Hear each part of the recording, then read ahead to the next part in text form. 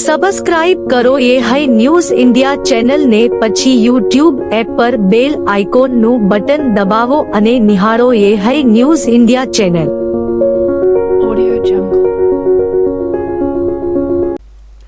બનાસકાંઠા જિલ્લા પોલીસ વડાના માર્ગદર્શન મુજબ જિલ્લામાં દારૂ તેમજ જુગારની પ્રવૃત્તિને નેસ્ત નાબૂદ કરવા સારો સૂચના કરેલ હોય Banaskantha LCB police Tharad police station વિસ્તારમાં પેટ્રોલિંગમાં હતી.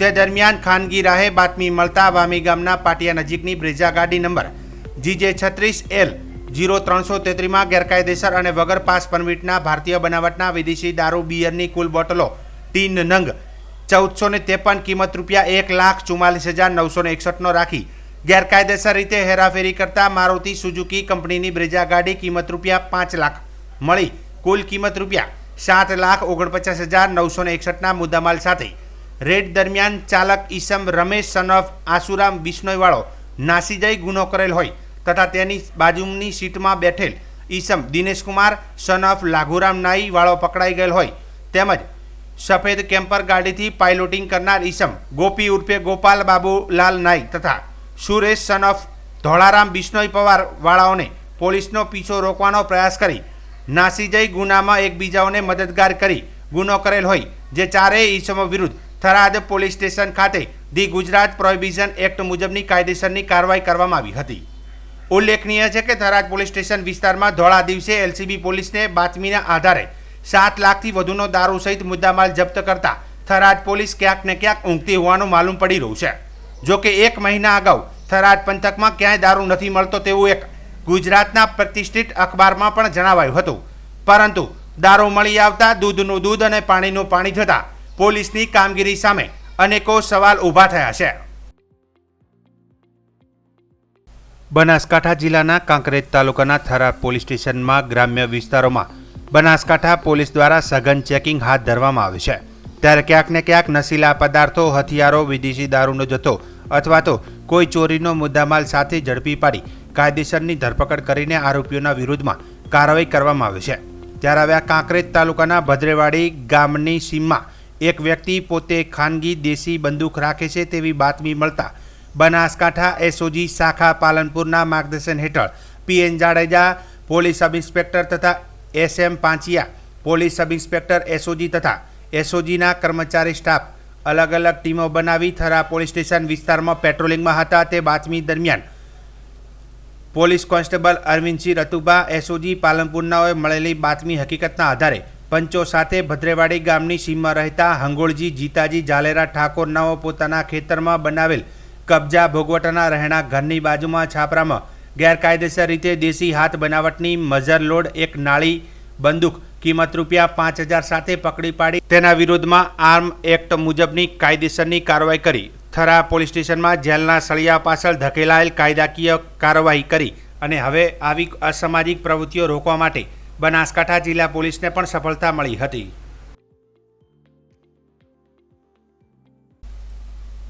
બનાસકાંઠા જિલ્લાના ડીસા ખેતીવાડી ઉત્પન્ન બજાર સમિતિ હંમેશા વિવાદના કેન્દ્રમાં રહેતી હોય છે. ગત વર્ષે કોંગ્રેસમાંથી ભાજપમાં આવેલા ગુવાભાઈ દેસાઈની પેનલને ચૂંટણીમાં કારમી હારનો સામનો કર્યા બાદ પણ ભાજપના આશીર્વાદથી ચેરમેન બનાવવામાં આવ્યા હતા. પરંતુ તાજેતરમાં યોજાયેલી લોકસભાની ચૂંટણીમાં ભાજપને તેનો લાભ મળ્યો નહીં અને તેના લીધે ગુવાભાઈ દેસાઈનું ચેરમેન પદ જોખમમાં આવી ગયું છે. ત્યારે ગુવાભાઈ દેસાઈને વધુ ઝટકો લાગ્યો છે. આજે ડીસા ખેતીવાડી ઉત્પન્ન બજાર સમિતિની સાધારણ સભા યોજાનારી હતી, પરંતુ ખેતીવાડી ઉત્પન્ન બજાર સમિતિના તમામ 15 સભ્યો આ સાધારણ સભાનો વિરોધ નોંધાવીને ગેરહાજર રહી આજની સાધારણ સભાનો બહિષ્કાર કર્યો હતો. ડીસા ખેતીવાડી ઉત્પન્ન બજાર સમિતિના તમામ સભ્યો આજે એક સાથે ગેરહાજર રહેતા આજની સાધારણ સભા રદ થઈ હતી. આજની આ સભામાં ગેરહાજર રહેલા સભ્યોમાંથી અમે કેટલાક સભ્યોનો ટેલિફોનિક સંપર્ક કરતા તેમણે પોતાના કામોનો બોર્ડમાં સમાવેશ કરવામાં આવતો ન હોવાની બોર્ડમાં હાજર રહેવું નકામું છે તેમ જણાવ્યું હતું. બોર્ડની પ્રક્રિયા શું કરે? બોર્ડની આજે તારીખ રાખી હતી, પણ અમુક સભ્યોને થોડા કારણોસર બહાર જવાનું હતું અને માવજીભાઈને પણ કંઈક અમદાવાદ કામ આવી ગયેલું હતું એટલે પછી બંધ રાખ્યું હતું કે બીજી તારીખ રાખશું. કેટલા સભ્યોને કામગીરી આવી? એ બધા 2-4 જણા પણ હતા કામવાળા, પણ પછી બધા હાથે હોય તો સારું એટલે આપણે આજે બંધ રાખ્યું કે બીજી તારીખ રાખશું. સર બજારમાં ચર્ચા થઈ રહી છે કે તમામ સભ્યો નારાજગી જોવા મળી રહી છે. ના ના ના, કોઈ નારાજગી નથી, કોઈ વાત નથી, કોઈ સભ્યોની કોઈ નારાજગી નથી. સર તો હવે પછીનું બોર્ડ ક્યારે રાખવામાં આવશે? હવે તારીખ નક્કી કરશું, બધા બેસીને બધાને અનુકૂળ હોય એ રીતે. સર સભ્યોને બે મુખ્ય મુદ્દા હતા કે ગાડી ખરીદીની બહાલી ના આપવી અને જે માર્કેટ યાર્ડના શોપિંગનો નકશો મંજૂર નથી કરવો, એટલા માટે કરીને નારાજ થઈ અને ગેરહાજર રહ્યા. ના ના ના ના, એવું કોઈ ચીજ છે ને. ગાડી તો આપણે એની હરાજીથી વેચી મારી નવી ગાડી લાવવી એ કાર્યસર ઠરાવ કરીને લાવેલી છે ને એનો કોઈ વિવાદ નથી, કોઈ વીજ નથી, કોઈ સભ્યનો કોઈ વિવાદ નથી. નકશા બાબતનો નકશા તો હજુ બને છે, આ તો અત્યારે તો હજુ નીચું ઉતારવાનું છે. નકશાનું કોઈ બજેટ પેલા એજન્ડામાં નથી કોઈ સવાલ હોય.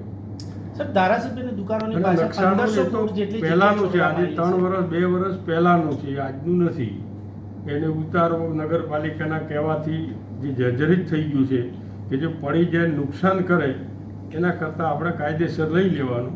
એટલે લેવાનું પહેલાંથી છેલ્લા 2 વર્ષથી ચાલતું હતું અને જે તે વખતે આ વખત નિર્ણય થઈ ગયેલો છે એનું અમલીકરણ થાય છે. ધારાસભ્યના સગાની દુકાનોની પાછળ 1500 ફૂટ જેટલી જગ્યાની ગેલેરી છોડવા. હવે કોની દુકાન છે હજુ સુધી મને ભરતભાઈ ખબર નથી. કોઈ દુકાન કોની છે, કોણ છે એમાં હું પડ્યો નથી. મારા પાસે એટલી જ વાત આવી કે આ કેસ ચાલુ છે, જર્જરિત થઈ ગયું છે, નગરપાલિકાએ નોટિસ આપેલી છે અને પોપડા પડે ને પડી જશે તો આપણી જવાબદારી થાય. તો મેં કહું આપણી જવાબદારી થાય તો નિકાલ કરી દો, આપણે નથી કરવું. હજુ કોઈ દુકાન કોની છે, શું છે એ હજુ કોઈ અમારે ચર્ચા નથી. સર ગેરહાજર સભ્યોનો અમે ટેલિફોનિક સંપર્ક કર્યો ત્યારે તેમને નારાજગી હોવાનું અમને જણાવ્યું છે, તો એ વાતમાં કેટલી સત્યતા છે? ના, કોઈ નારાજગી નથી, કોઈને નારાજગી નથી, કોઈ વાત નથી. સભ્યો સાથે અમે ટેલિફોનિક ચર્ચા કરી ત્યારે તેમને એવું ના, જણાવ્યું પણ મને કોઈ સભ્ય મારા રોજ કાલે બી ભેગા હતા, પરમદાડે અમે ભેગા હતા, કોઈ વાત નથી, કોઈ વાત જ નથી. આજે આ તો 2-4 જણાનું કામ હતું. માવજીભાઈ અમદાવાદ હતા એટલે પછી મેં કોઈ તારીખ બીજી રાખીએ, બસ, બીજું કોઈ કારણ નથી. આજે માર્કેટયાર્ડનું બોર્ડ હતું, બોર્ડ મિટિંગ હતી, એમાં તમામ સભ્યો ગેરહાજર રહેલ છે. કારણ કે મનસ્વી નિર્ણયોને લીધે તમામ સભ્યો નારાજ હોઈ અને મિટિંગની બાયકોટ કરેલ છે.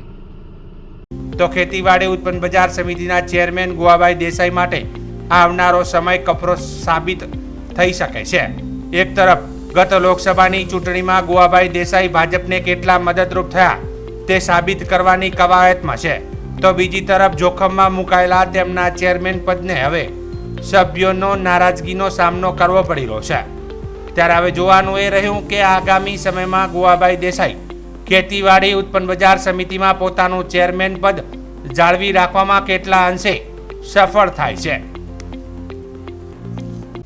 બનાસકાંઠા જિલ્લાના ડીસા હવાઈ પિલર પાસે આવેલા નગરપાલિકા સંચાલિત નાનાજી દેશમુખ ગાર્ડનમાં એક મુસ્લિમ મહિલા નમાઝ અદા કરતી હોવાનો વિડીયો સોશિયલ મીડિયામાં વાયરલ થતાં હિન્દુ સંગઠનોમાં ભારે આક્રોશ ફેલાયો છે. ત્યારે આજે રોજ હિન્દુ યુવા સંગઠન ભારતના હોદ્દેદારો અને કાર્યકર્તાઓ મોટી સંખ્યામાં એકત્રિત થઈ ડીસા નગરપાલિકા કચેરી ખાતે પાલિકા પ્રમુખ સંગીતાબેન દવે અને ચીફ ઓફિસર ગૌરાંગ પટેલને આવેદનપત્ર આપી ઉગ્ર વિરોધ નોંધાવ્યો હતો. નાનાજી દેશમુખ ગાર્ડન એ બાળકો માટે રમવાનું અને લોકો માટે હરવા ફરવાનું સ્થળ છે. ત્યાં દરેક સમાજના લોકો અને મોટી સંખ્યામાં બાળકો મનોરંજન માટે આવતા હોય છે. ત્યારે ગાર્ડનમાં જાહેરમાં એક મુસ્લિમ મહિલાએ ગાર્ડનમાં નમાઝ અદા કરતી હોવાનો વિડીયો સોશિયલ મીડિયામાં વાયરલ થતાં હિન્દુ સંગઠનોની લાગણી દુભાઈ હતી અને હિન્દુ યુવા સંગઠન ભારતે વિરોધ નોંધાવ્યો હતો. ગાર્ડનમાં નમાઝ અદા કરતી મુસ્લિમ મહિલા સામે કાયદાની જોગવાઈ મુજબ કડક કાર્યવાહી કરવામાં આવે તેવી માંગ કરવામાં આવી હતી. ઓકે, જય શ્રી રામ.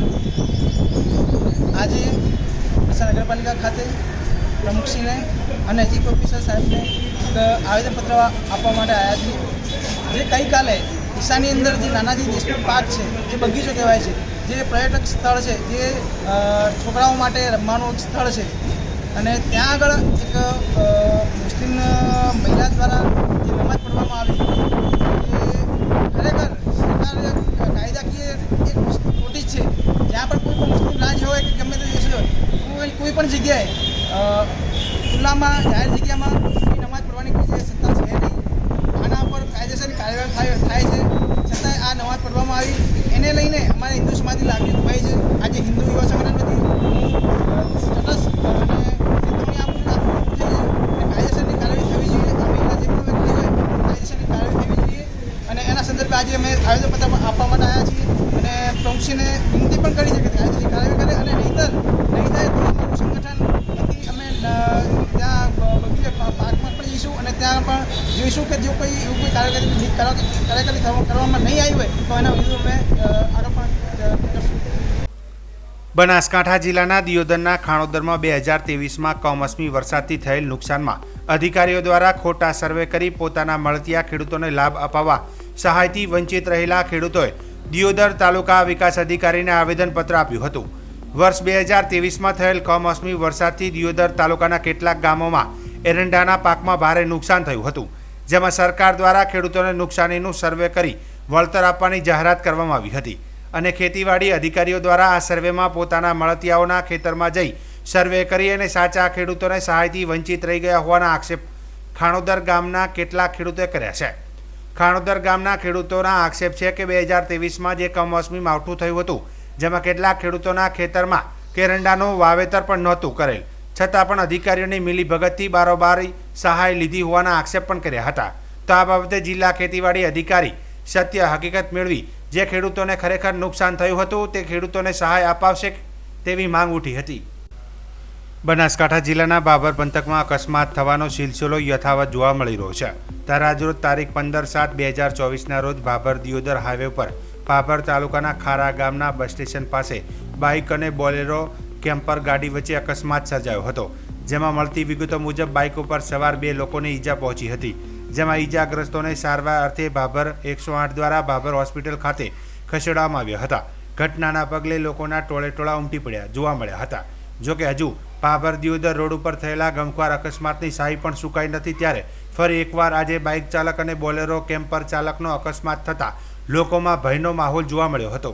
સબસ્ક્રાઇબ કરો એ હાઈ ન્યૂઝ ઇન્ડિયા ચેનલ ને, પછી યુટ્યુબ એપ પર બેલ આઇકોન નું બટન દબાવો અને નિહાળો A high news India channel. Audio Jungle.